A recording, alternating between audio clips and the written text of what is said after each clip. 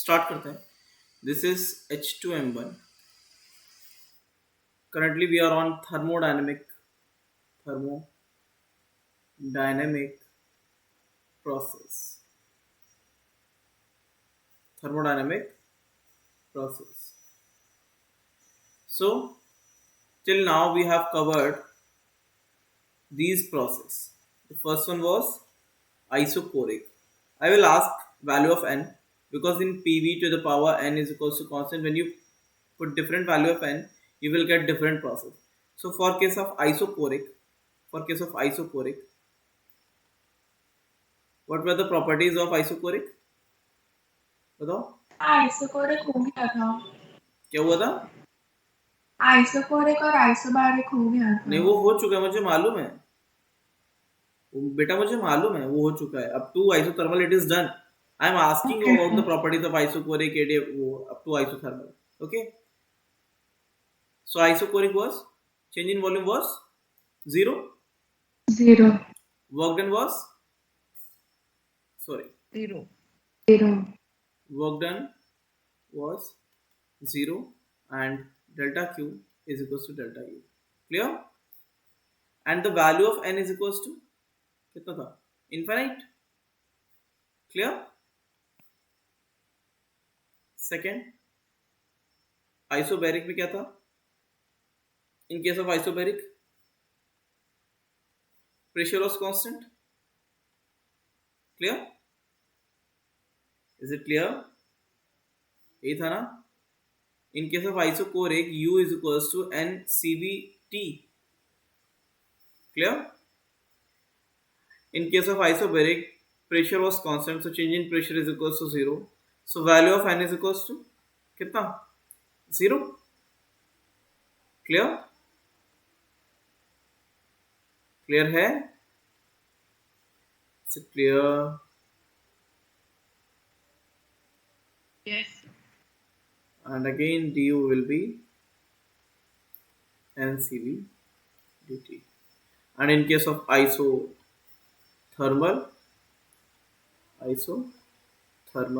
अच्छा, how you will identify that whether the process is isothermal or something else? Because it will be mentioned in the question that if the volume is not changing or cylinder is packed, its volume is not changing. In case of isobaric, they will mention that pressure is constant. But in case of isothermal, they may give you words like sorry, like diathermic wall, or or highly conducting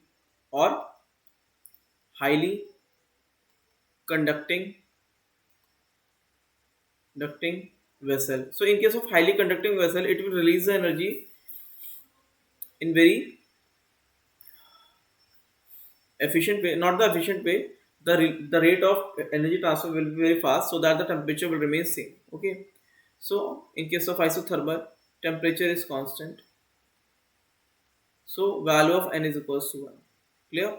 So the work done du was 0 because change in temperature is 0. So work done is equals to 2.303 nRT log 10 V final by V initial. That was all about isothermal. इनके graph आप सब मैंने detail में बताया था. Now we are going to start adiabatic. So the last one is adiabatic. After these four processes, we will start polytropic process. So when the values of n are different other than these values, so we call them these all these processes are the part of polytropic process. Whenever you put the value of n, it will become isochoric. If you put n tends to infinite, it will become isochoric. If you put n is equals to 0, it will be isobaric. When you put n is equals to 1, it will become isothermal. So adiabatic process, adiabatic process, adiabatic. So for adiabatic process, the condition is the exchange of energy will be 0. No exchange of energy. No exchange of heat. So that means dq is equals to 0. Okay. The words will be mentioned like that the cylinder is insulated. You know, insulated cylinder. You will be having insulated cylinder. insulated cylinder. So dq is equals to 0. There will be no exchange of energy from the surrounding. Okay. So insulate, they may give insulator cylinder, or what can they give? They can give the words like the sudden movement of piston. So whenever the piston moves suddenly, the time is very less to exchange the energy. So you have to assume that if there is a sudden movement of piston, that means dq is equals to 0. So by these words, you have to conclude that this process is adiabatic. Suddenly movement करेगा piston, then time will be very less. कोई exchange नहीं हो पाएगा. Whenever there is no exchange of energy, we will call it adiabatic process. Clear? Is it clear? Clear है? Any doubt? हाँ sir. Okay. चलो. So in polytropic process, PV to the power n is equals to constant. The value of n will become gamma. So that will become adiabatic adiabatic process when n is equals to gamma. What is gamma? This is called adiabatic adiabatic gas constant. There is a method to derive this expression. ये function निकालने का एक method होता है, लेकिन that is not in syllabus. वो आपको requirement नहीं कि कैसे आता है ये. ठीक है, उसको भी यहीं से निकाल सकते हैं. कहाँ से? यहाँ से. ठीक है, कि डी क्यू अगर जीरो हो गया है, देखो आता कहाँ से ये मैं बता देता हूँ.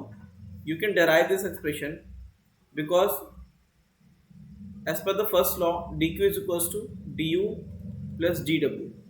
So if dq is 0, so that means work done is equals to minus du. Okay, so using this expression you can derive this form. ये आ जाता है पूरा, ये आपका ये फंक्शन बन के आ जाएगा यहाँ से यूज करके. लेकिन कैसे आएगा वो आपके रिक्वायरमेंट में है नहीं, मतलब that is not required. This gamma is not Young's modulus. This is adiabatic gas constant. This is Cp by Cv. What was Cp? Cp क्या था बताओ? Molar heat capacity at constant pressure. अच्छा, are we done with the cyclic process? Cyclic process हो गया था. Cyclic process हाँ sir. हाँ sir. Molar heat capacity at constant volume. So gamma is the ratio of Cp by Cv. Clear? Is it clear? And so if gamma is Cp by Cv, you can write Cp is equals to Cv plus R by Cv. So Cv will become R upon में gamma minus 1. R by gamma minus 1. This is the value of Cv. Clear? Is it clear? Clear है?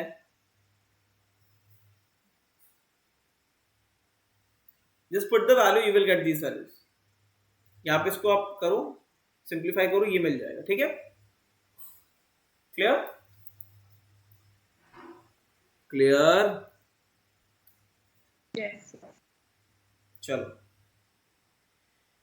So next is how we will calculate work done.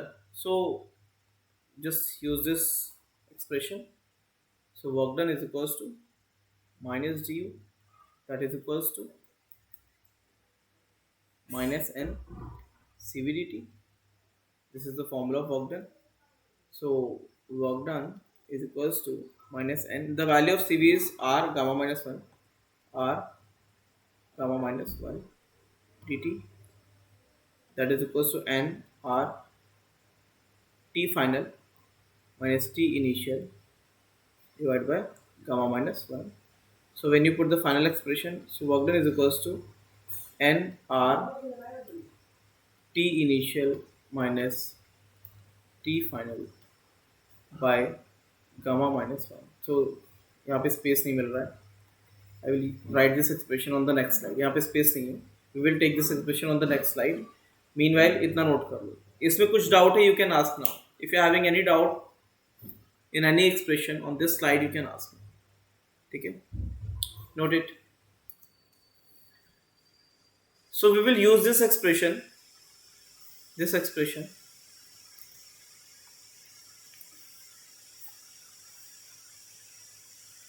this expression.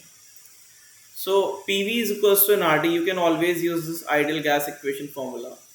So nRTF. So this expression will become nRT initial.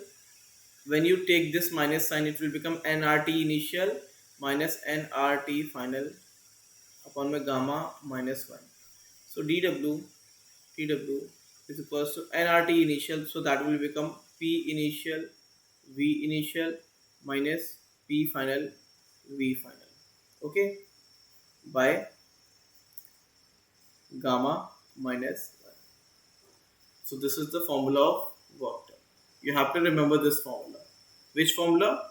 Either you can write in this way, or you can write n r gamma minus 1 t initial minus t final. This is the formula of work done in case of adiabatic process. Or you can simply write that is equals to minus du minus N C V T T. जो भी आसान लगे वो याद कर लो, कोई ऐसा नहीं है. अगर आपने अच्छे से समझा है तो आप कुछ भी निकाल सकते हो. ठीक है. So in case of adiabatic P V to the power gamma is constant. So you can write P one V one gamma is equals to P two V two gamma T one. अच्छा, but you can also write PV is equals to nRT. So when you take common P1 V1 common, V1 की power gamma minus 1 is equals to P2 V2 V2 to the power gamma minus 1. So P1 V1 will become, if you use this expression, so that will become nRT V1 power gamma minus 1 is equals to nRT2 V2 to the power gamma minus 1. So this expression will become T1 V1 to the power gamma minus 1 is equals to T2 V2 to the power gamma minus 1. So you can also use this expression. Clear? So these expression can be used. Yes, beta. What was the step नहीं समझा. This is step. This one. उसके बाद Just take out P1 and V1 common. So when you take 1 V1 from gamma, so the power will decrease by 1. Clear? Okay, sir. Okay.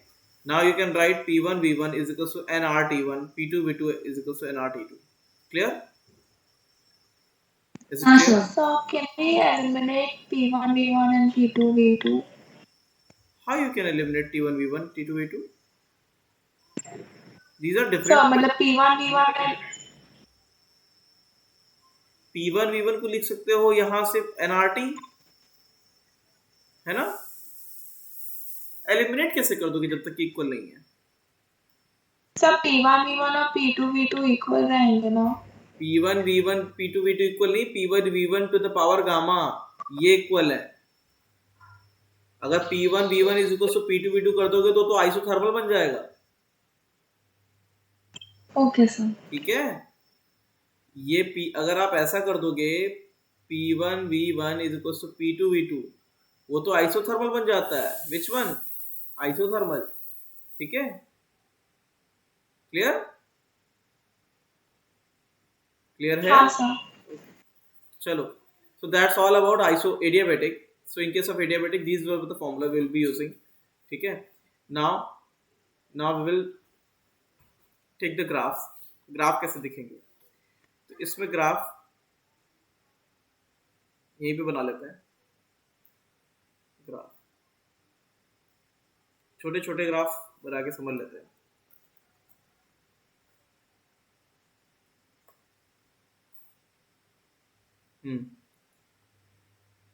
PV PT TV. ठीक है. PV PT and TV.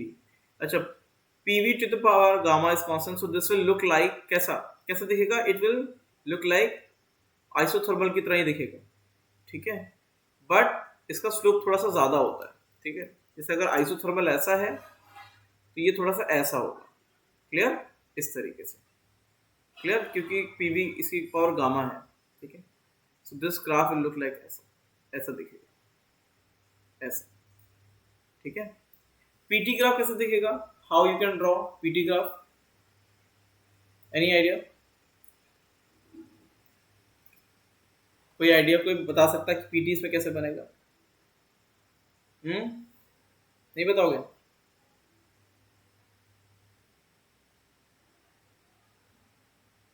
बोलो भाई। कोई बात नहीं, अच्छा याद कर लेना यहाँ पे, अगर नहीं समझ में आया तो याद ही कर लो इस पर अभी थोड़ी देर के लिए।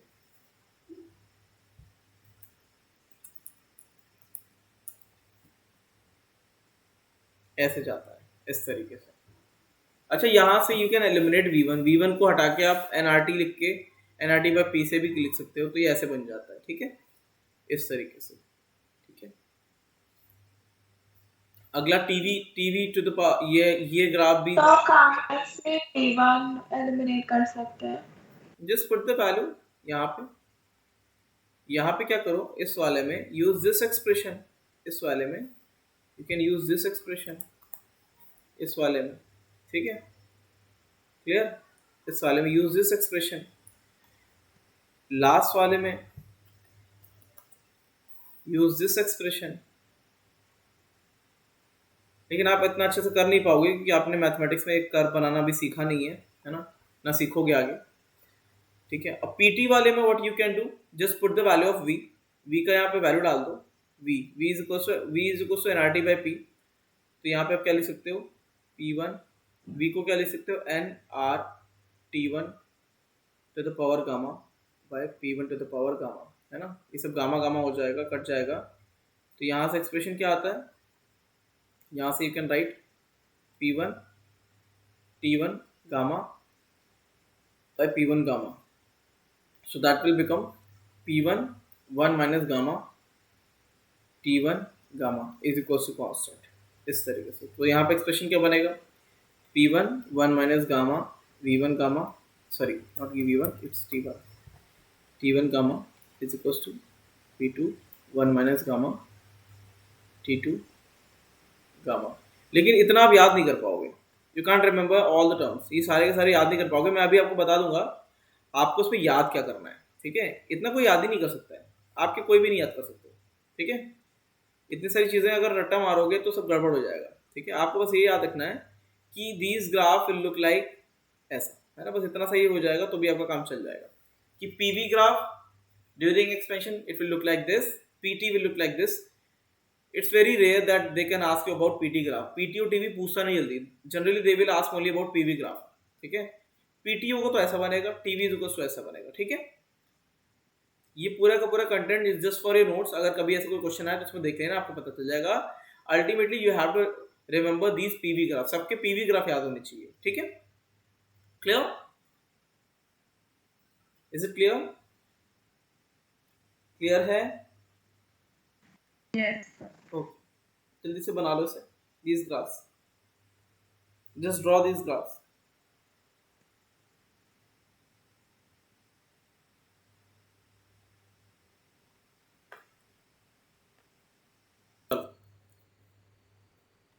Now I will draw the table, you have to tell the answer. Simple है। I will ask about degree of freedom, Cp, Cv and gamma. This is type of molecule,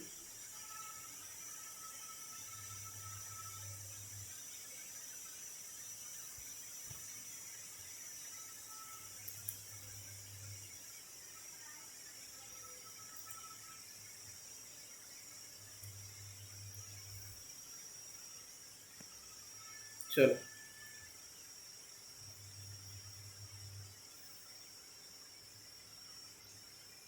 यहाँ आज सही बताना है, गलत नहीं बताना है। ठीक है,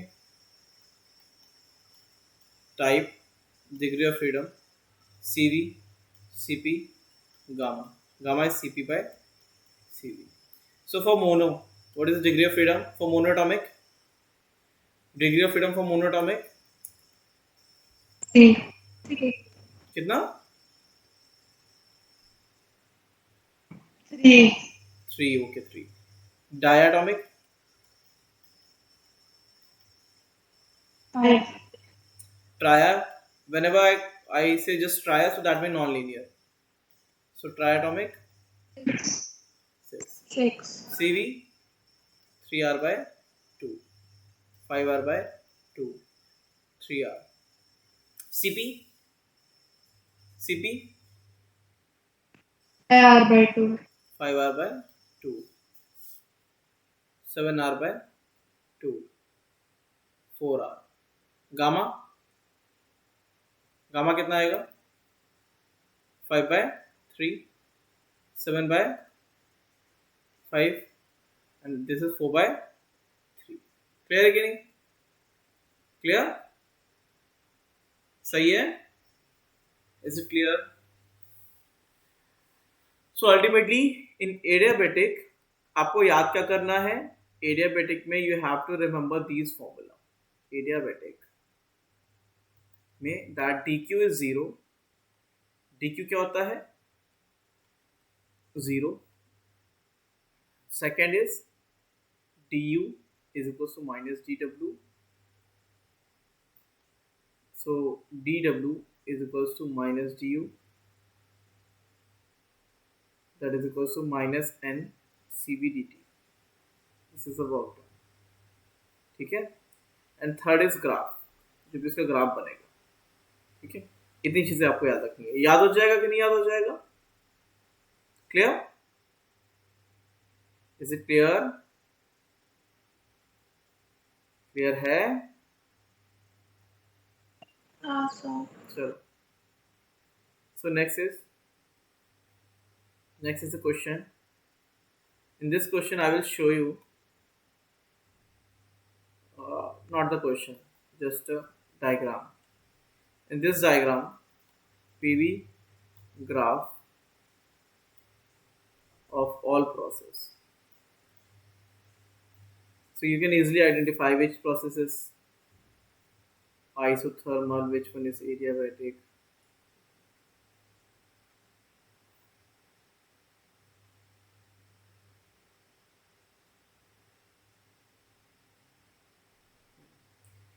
P, pressure versus volume graph. This is the first one. This one. 1, 2,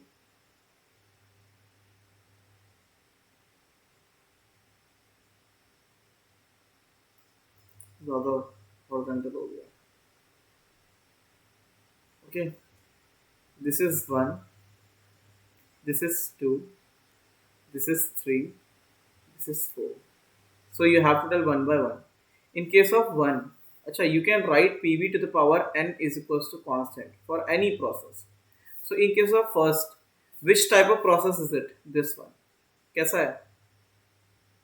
The first one. Isobaric. So it is isobaric because pressure is constant and value of n is equals to 0. Clear? Value of n is equals to 0. What about 2? 2 क्या है? Which one? Adiabatic or isothermal? Which one? Isothermal. It's isothermal. N is equals to 1. ठीक है? Then third one is because the slope of adiabatic will be greater than of isothermal. Gamma होता है ना, power gamma, इसलिए. ठीक है? Third one is adiabatic. N is equals to gamma. The fourth one is which one? कौन सा graph? ये कौन सा है? आइसोकोरिक. ध्यान से देखो, जैसे जैसे इसका स्लोप बढ़ता जा रहा है, the value of n is increasing and tends to infinite. Clear? And tends to infinite. So आपको देख के बता देना है कि which type of graph is isothermal, which one is adiabatic, सब देख के बता देना है. कर लोगे? Clear? Is it clear? Clear है?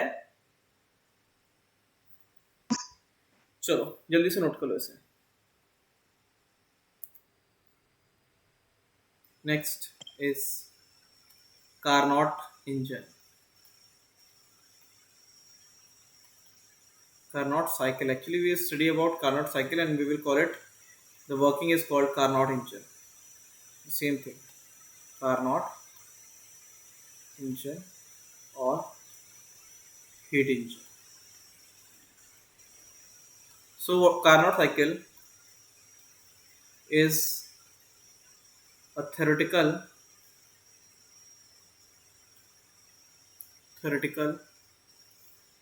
design of. Sir, I can't hear you. अभी आवाज नहीं आ रही है? Is it audible now? So is a theoretical design of an ideal engine cycle.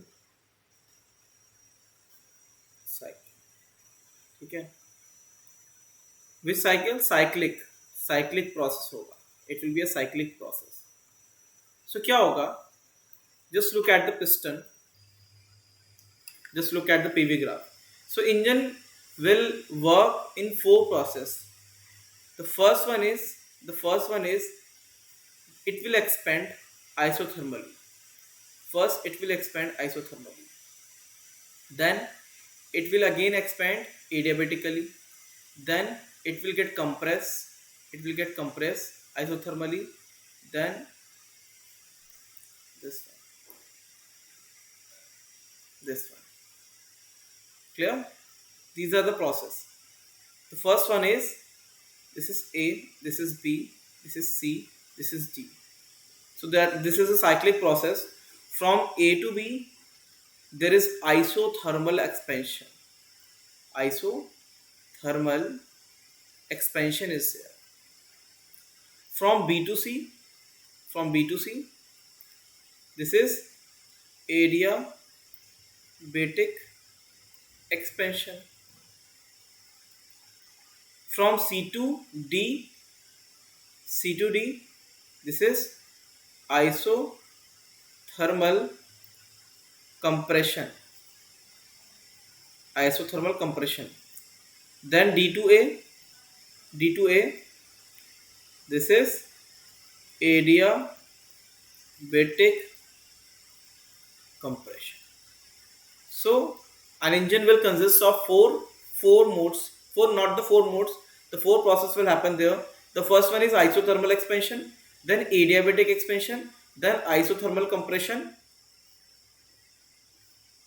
This is D, small d. Writing काफी खराब हो गई है. A to B is isothermal expansion, B to C is adiabatic expansion, C to D again isothermal compression, and D to A is adiabatic compression. So at A point we will take any doubt till now. Any doubt? किसी को भी कोई doubt है? क्या याद रखना है मैं बता दूंगा, अभी समझना है सिर्फ. अभी you have just have to understand the process. तो यहाँ पे I will assume the pressure to be P1, V1 and temperature is T1. Clear? At B point the pressure is P2, V2. As being isothermal process, the temperature will remain same, T1. Then C point पे क्या हो जाएगा? C point पे pressure is P3, V3 and temperature will change because this is adiabatic. Now at C and D the process is isothermal, so the pressure is P4, V4 but temperature will remain T2. Clear? Yes. So adiabatic इसलिए ना because the piston is suddenly moving up and down. Yes, the piston is thermally insulated. There is no exchange of energy and it is moving suddenly, so that's why it is adiabatic. Clear? Yes. ठीक है. अब यहाँ पे देखो, during A to B you will supply Q1 energy, हाँ या ना? अच्छा, in case of isothermal expansion whatever amount of energy you will provide, the same will convert into work done. यही होता था ना? So Q1 is supplied energy. This is supplied heat. Now from C to D the work done is negative, so it will eject heat. Q2 is heat ejected. From B to C and D to A, dq will be 0 because it's it's adiabatic. Clear? Clear है? So only in A to B and C to D the heat will be exchanged with the surrounding, वरना adiabatic में नहीं होने वाला है. Clear है कि नहीं? Is it clear? And this heat supplied is because of fuel. ये जो फ्यूल आ रहा है उसकी वजह से आप हीट इसमें आ रही है. आप कहोगे सर ऐसे तो नहीं हो रहा है, तो ऐसे कैसे आ सकता है heat? Because the fuel is coming. जब फ्यूल आके बर्न होता है उसकी बात होती है. यहाँ पे आप बताओ. Sorry, sir, something about the heat now. Can you please repeat? Which one? आपने हीट के बारे में कुछ बोला था ना? हाँ बेटा, from A to B this is isothermal process. So the Q1 heat will be supplied as the fuel है ना, fuel will be supplied to the system. Okay. From B to C this is adiabatic process. So no heat will be exchanged. From C to D Q2 heat will be extracted because work done is negative. So that means you are extracting the heat. And D to A again is adiabatic. Clear? Clear? Okay, sir. Sure. Yes. Okay. So So BC and DA का DQ 0 ना, BC and DA का DQ हाँ 0. हाँ मैं देखो दिखाया ना मैंने इसमें, ऐसे देखो दिखाया हुआ है ना DQ is 0. Clear? हाँ adiabatic है. सर, ठीक है. ठीक है. So what will be the net work done? कोई बताएगा मुझे what will be the net work done? What will be the net work done of this cyclic process? Q1 minus Q2. Is it correct? I'm just taking the magnitude. I'm just taking the magnitude. Is it correct? This is the work done. Net work done is the net heat supplied in the cyclic process. किसी भी cyclic process में क्या होता था? Net work done is equal to net heat supplied. Is it correct? Correct है? अरे हाँ या ना? बोलो. हाँ. From A to B. Work done from A to B as being isothermal, it will be 2.303 nRT. थोड़ा सा ऊपर करो. nRT1 log V2 by V1. Q2 is equals to 2.303 nR, that is equals to Q2, this Q2 is equals to work from C to D, that is equals to 2.303 nRT2 log. Acha, I'm just taking the magnitude, so I will take the bigger one, this volume V3 by V4. V3 by V4, because ultimately we are just taking the magnitude, so it doesn't matter I'm taking V4 by V3 or V3 by V4. Clear? So this is the work done in this isothermal process and this is the work done in this isothermal process. Any doubt with these expression? कोई doubt है? Any doubt with these expression? Any doubt? No doubt. चलो. Now as BC and DA are adiabatic. This is equation 1, this is equation 2. You can write from B to C, P2 V2 to the power gamma is equals to P3 V3 to the power gamma, or you can simply write in terms of temperature T1, because at this point B the temperature is T1. So T1 V to the power gamma minus 1 is equals to, at this point the temperature is T2 into में V3 to the power gamma minus 1. This is for the process BC के लिए है. For DA, for D2A क्या हो जाएगा? T2 V4 to the power gamma minus 1 is equals to T1 V1 to the power gamma minus 1. Clear? Is it clear? So from these two equation when you divide them, T2 you get, मतलब कि उल्टा लिख देना है, इसको थोड़ा सा इस तरफ ले जाना है, तो तो क्या हो जाएगा, V3 by V4 is equals to V2 by V1. Clear? Is it clear? So we will use this expression on next slide. देखो यहाँ पे when you divide this expression and this expression, clear? या आप इसको simple सा ऐसे लिख सकते हो, T1 V1 to the power gamma minus 1 is equals to T2 V4 to the power gamma minus 1. Now it's correct. When you divide this expression, T1 will get eliminate, T2 हट जाएगा. So V2 by V1 is equals to V3 by V4. Is it clear? ये याद नहीं रखना है, आपको याद क्या करना है वो मैं बता दूंगा.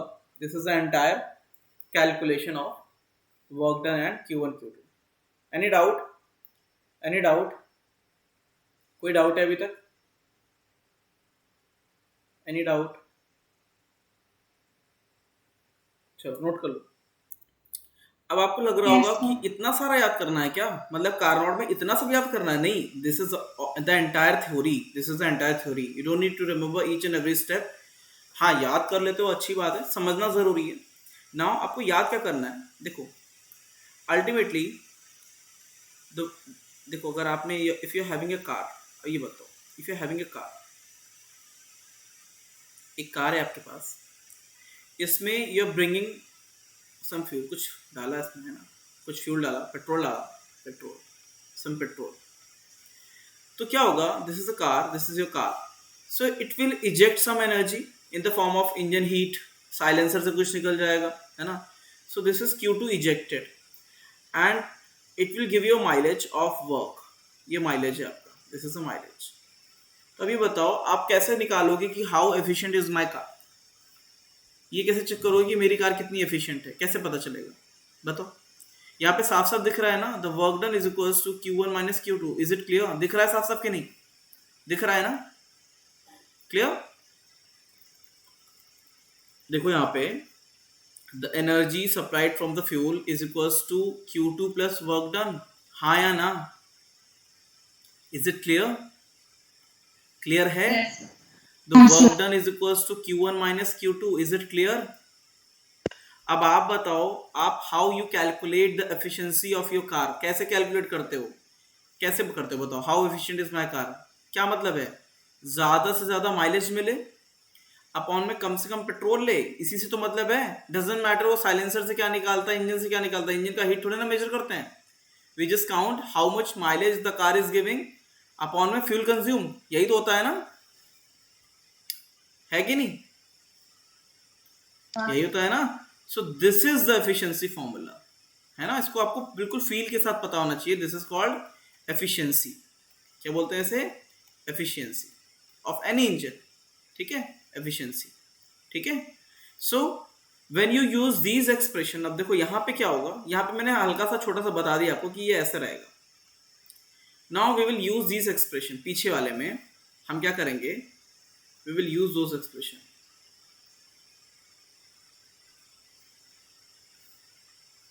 देखो इसमें क्या था, Q1 was calculated. Q1 कितना आया था देखो, Q1 was in the last expression, the Q1 was 2.303 nRT1 log V2 by V1. Q2 was 2.303 nRT2 log V4 V3 by V4. ठीक है. And the third expression was V2 by V1 is equals to V3 by V4. So when you write work done is equals to what was the net work done? W net Q1 minus Q2. Clear? Is it clear? सही था? यही था ना, लिखा तो है हर जगह. ठीक है. तो now what will be the efficiency. Efficiency क्या होगा, the net work done upon में heat supplied. So that is equals to Q1 minus Q2 by Q1. Clear? So that is equals to 1 minus Q2 by Q1. Just divide Q1 by Q2. So when you divide Q1 by Q2, these expression will get cancelled. Log 10 V2 by V1 will get cancelled by V3 by V4 because these are equal, है ना? So that will be T1 by T2. T1 by T2. Clear? So this is equals to 1 minus T2 by T1. तो efficiency का formula आता है 1 minus T2 by T1. This is the formula of efficiency. ठीक है? What is T1 and T2? T1 is hot reservoir temperature of hot reservoir, and T2 क्या है? Temperature of cold reservoir. ठीक है? So the heat engine, that Carnot engine, will work between two temperature range, between two reservoir. One is hot and one is cold. So the heat pump or heat engine will work between, not the heat pump, sorry, heat pump nahi, heat pump is different thing. Heat engine will work between two reservoir. It will work between hot reservoir and cold reservoir. ये इसका theory है. ठीक है? इस तरीके से. This is T1, this is T2, है ना? T1 is greater than T2 and that will give you work. इस तरीके से काम करता है. ठीक है? Is it clear? Clear है? Is it clear? Is it clear to everyone? बोलो clear है? आपको बस यही याद रखना है इसमें, दिस एक्सप्रेशन, दिस बॉक्स वाला याद रहेगा कि नहीं याद रहेगा? बोलो. n का वैल्यू विल लाई फ्रॉम 0 से लेके इट विल लाई फ्रॉम 1, है ना? n is equals to 1 is ideal only, है ना? अचीव करना इम्पॉसिबल है. दिस इज इम्पॉसिबल कि आपका पूरा का पूरा supplied energy will get convert into work, है ना? आइडियल है ओनली. कार्नोट का मैक्सिमम जो आ जाता है calculated possible energy, that is 0.7. मतलब कि ये कार्नोट की मैक्सिमम एफिशिएंसी है. किसी भी इंजन की, no engine can't have efficiency greater than Carnot engine. जो कार्नोट इंजन की एफिशिएंसी है 70%, उससे ज्यादा. आप कहोगे ये कैसे आया? तो ये आया पॉसिबल टेम्परेचर रेंज रखने से. मतलब T1 का टेम्परेचर जो पॉसिबल हो सकता है और T2 का. तो मैक्सिमम एफिशिएंसी आपको याद रखनी है कार्नोट की 0.7. ठीक है? ये मैक्सिमम एफिशिएंसी है. n is equals to 1, that is ideal one. It can't be achieved. ये अचीव नहीं हो सकती है. ठीक है?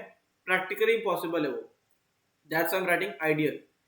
That the maximum theoretical efficiency that we can get is 0.7 using the possible temperature range. Because when you have to achieve n is equals to 1, you have to put T1, either you have to put T1 is equals to infinite or you have to put T2 is equals to 0. Then only you can achieve n is equals to 1. Otherwise n is equals to 1 is not possible to achieve.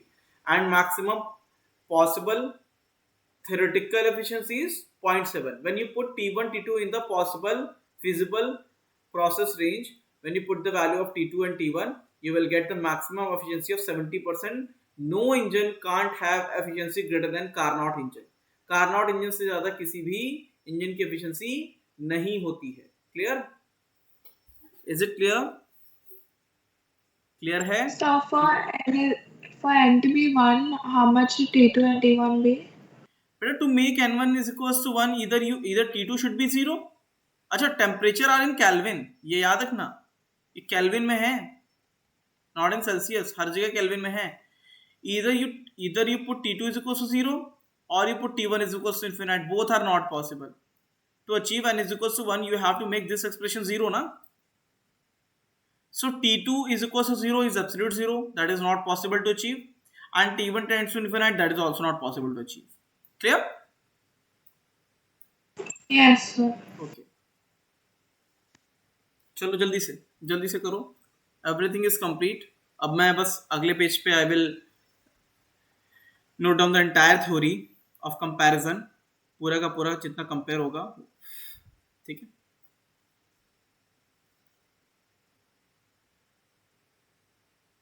जल्दी से इसे note कर लो.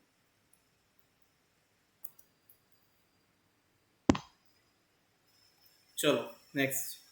Now I will write the comparison. पूरा का पूरा आपको अब देखो यहाँ पे जो मैं लिख रहा हूँ ये आपको याद रखना है. इसको आप नहीं भूल सकते, है ना. इसको भूल जाओगे तो दिक्कत हो जाएगी.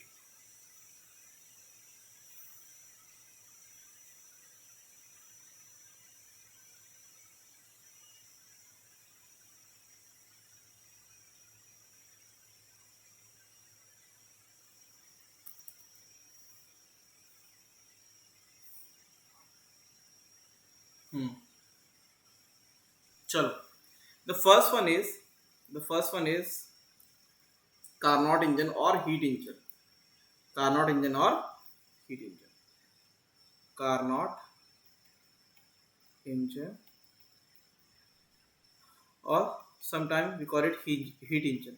The purpose of Carnot engine is to take work, है ना. Purpose is purpose to take work, to take work. तो कैसे काम करेगा.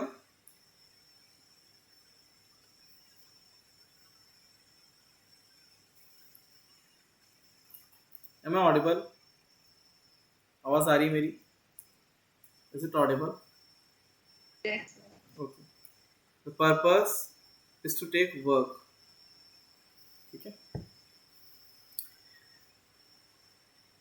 Q1 energy from hot reservoir at temperature T1. This is hot, and it will eject energy at cold reservoir T2, cold, and it will perform some work W. Clear? Efficiency will be simply 1 minus T2 by T1. 1 minus T2 by T1. Clear? This is the efficiency of Carnot engine or heat engine. The purpose is to take work. Okay? This efficiency will lie from 0 to 1. N is equals to 1 is ideal, practically impossible to achieve. N is equals to 0.7 is maximum efficiency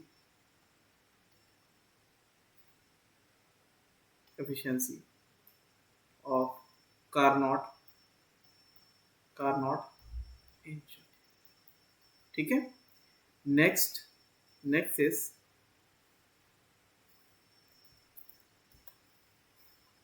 is heat pump. What is heat pump? The purpose of making heat pump is to generate heat energy. Heat pump, we call it heat pump. मतलब कि heater, जैसे just like heater you are using heater. Winters में अगर heater जो use करते हैं उसको बोलते हैं. तो पर्पस क्या है. To make heat. इसमें क्या होता है. You supply some electricity. इसमें क्या होगा. इसमें मामला उल्टा हो जाएगा. ठीक है. पहले कुछ कोल्ड एरिया से कुछ हीट लेगा, मतलब सराउंडिंग से it will take heat. Then you will supply some electricity और सम वर्क. ठीक है. मैं यहाँ पे इलेक्ट्रिसिटी ले रहा हूँ. इलेक्ट्रिसिटी और एनी काइंड ऑफ एनर्जी, है ना, या कोई भी work you are performing. This will give you this one, है ना. तो ये हॉट यहाँ पे निकलेगा, एनर्जी निकालेगा. How efficiency will be calculated. कितना हीट दे रहा है. Q2 अपॉन में, ये इसको QC ले लो, QC.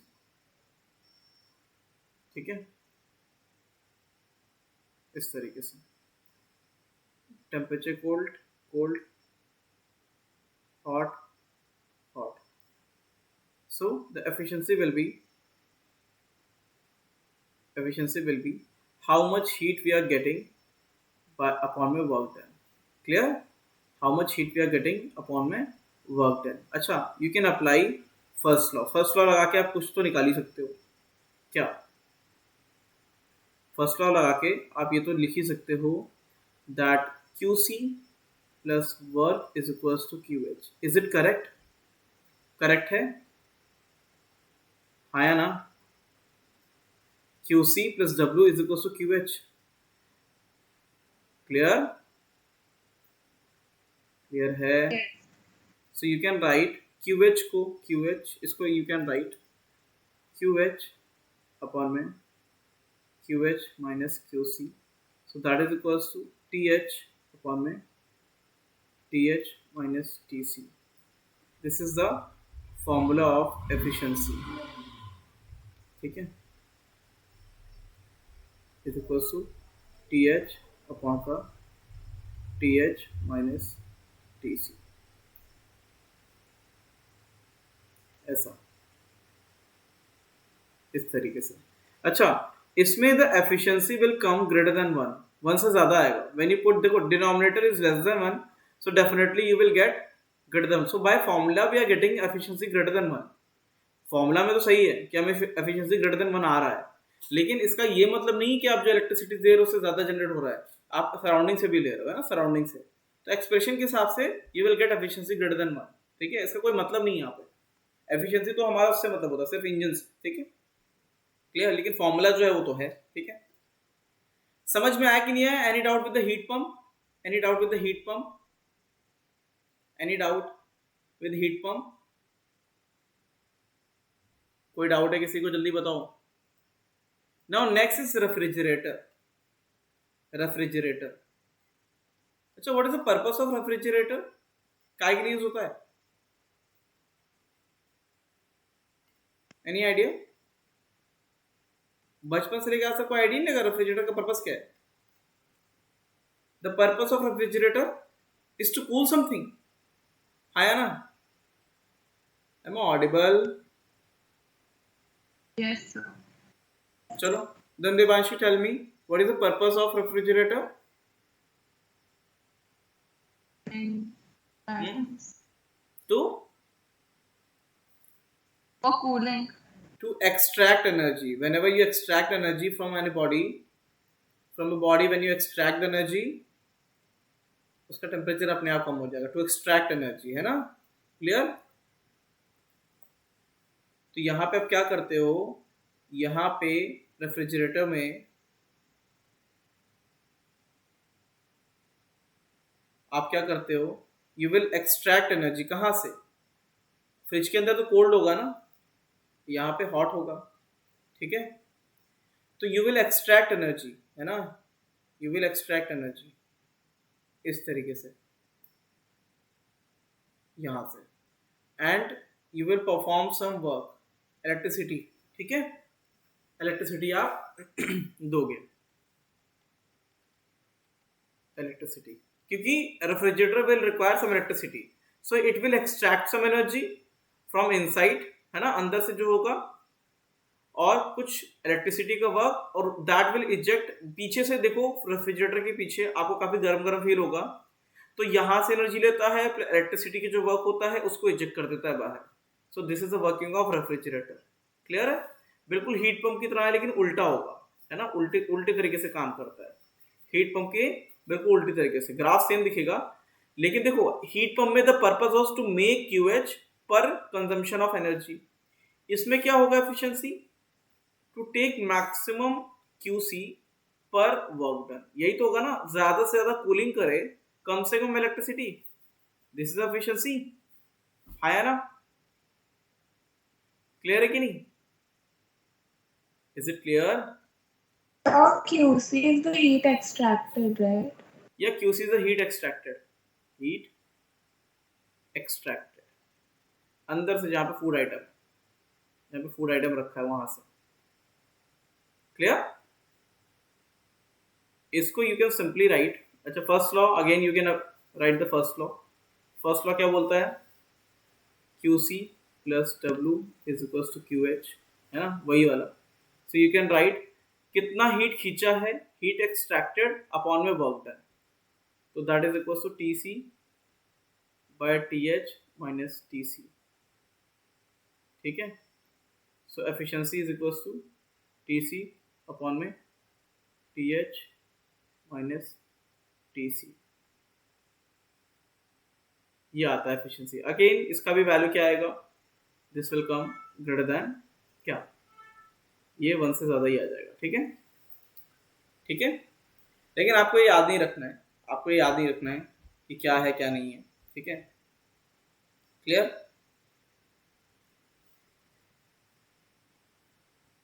इसमें वन से ज़्यादा, यहाँ पे देखो, इसमें वन से ज़्यादा आ भी सकता है, नहीं भी आ सकता है, आ भी सकता है, नहीं भी आ सकता है, डिपेंड्स ऑन टेम्परेचर। ठीक है, क्लियर है? Is it clear?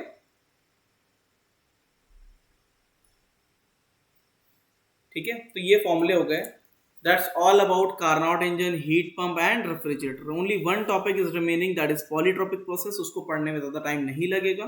ठीक है, इसे नोट करने में टाइम लगेगा ज़्यादा, क्यों बेटा? इसको नोट करने में ज़्यादा टाइम लगेगा, तो आप पीडीएफ से नोट कर लीजिएगा। I am going to extend this lecture, थोड़ा सा मैं एक्सटेंड कर दूंगा आज।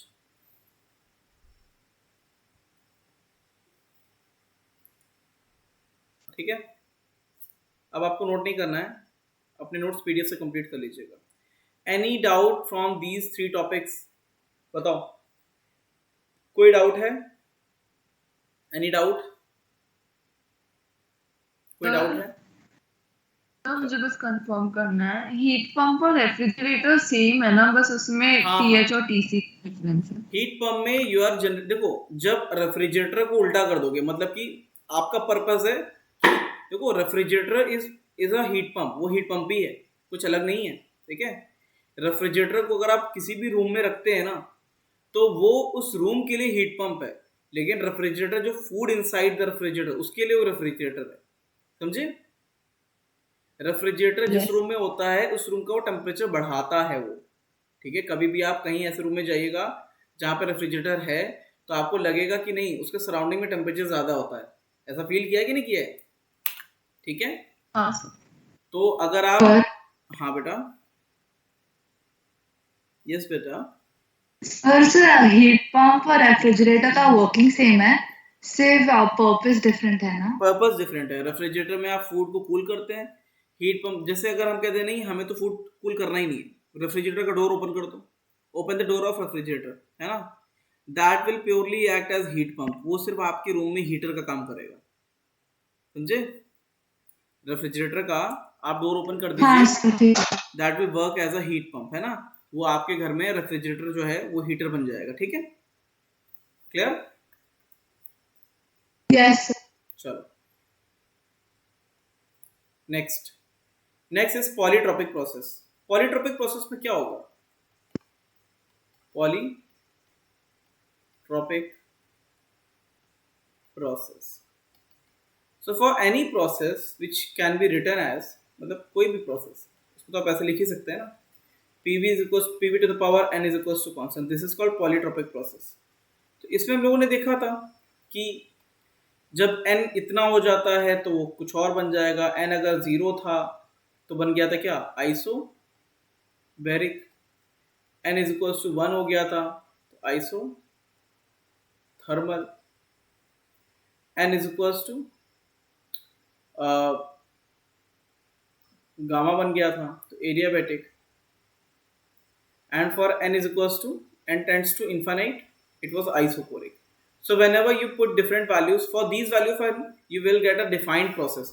अगर n का वैल्यू इन 4 में से वैल्यू डालोगे तो आपको वेल डिफाइंड प्रोसेस मिलेगा। Isobaric is well defined, isothermal is well defined, adiabatic is well defined, isochoric is well defined. लेकिन अगर if you are having n value other than these values, तब कैसे निकालेंगे?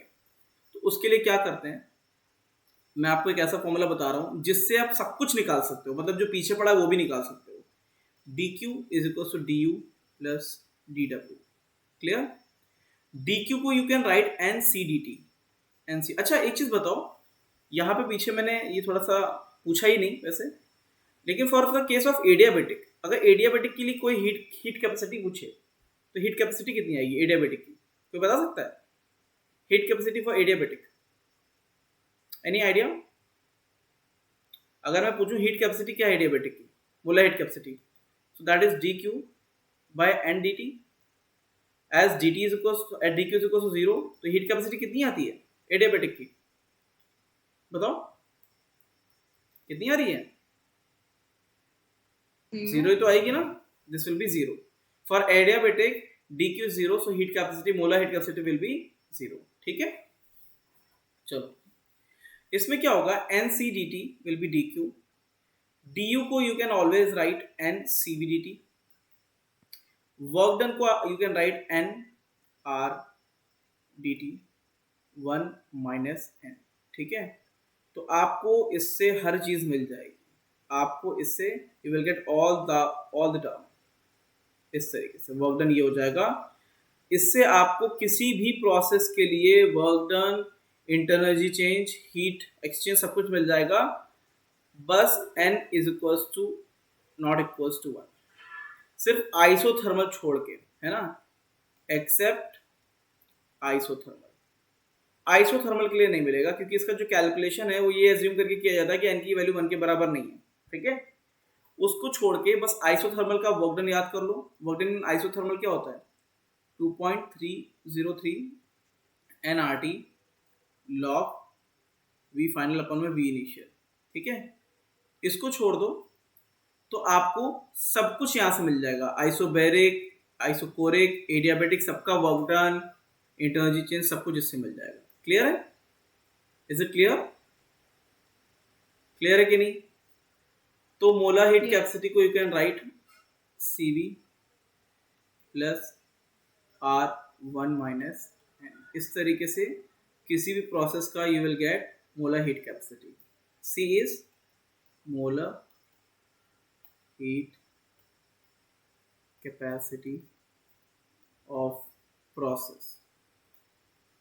अब आपको अगर उस प्रोसेस में CV क्या कर रहा है, तो CV को यू कैन ऑलवेज राइट, हमेशा लिख सकते हो, ठीक है। Molar heat capacity at constant volume इसे कहते हैं, लेकिन कोई और टाइप का प्रोसेस है उसमें भी CV तो आ ही सकता है। CV इस तरीके से लिखते हैं। CV क्यों आ रहा है? बिकॉज ऑफ DU, इसकी वजह से आ रहा है, ठीक है। Clear? Is it clear? Clear है सबको?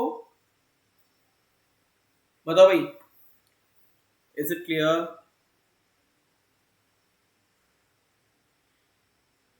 सबको क्लियर है? Yes, sir. चलो, so that's all about polytropic process. कैसा भी प्रोसेस हो उसको आप इस तरीके से लिख सकते हो, ठीक है। आइसोथर्मल का बस अलग से याद कर लो, पीछे का अगर मान लेते हैं आप नहीं भी समझ पाए तब भी आप इससे सब कुछ निकाल सकते हैं, ठीक है। क्लियर है? CV का value is R1 - R gamma -1, ठीक है। This is the value of CV। Clear? ठीक है। So that's all about thermodynamic process. इसमें इतना ही है, इससे ज़्यादा कुछ भी नहीं पूछा जा सकता है। एंटायर थ्योरी इज कवर्ड, ठीक है। तो थर्मोडायनेमिक प्रोसेस को यहीं पे क्लोज करेंगे।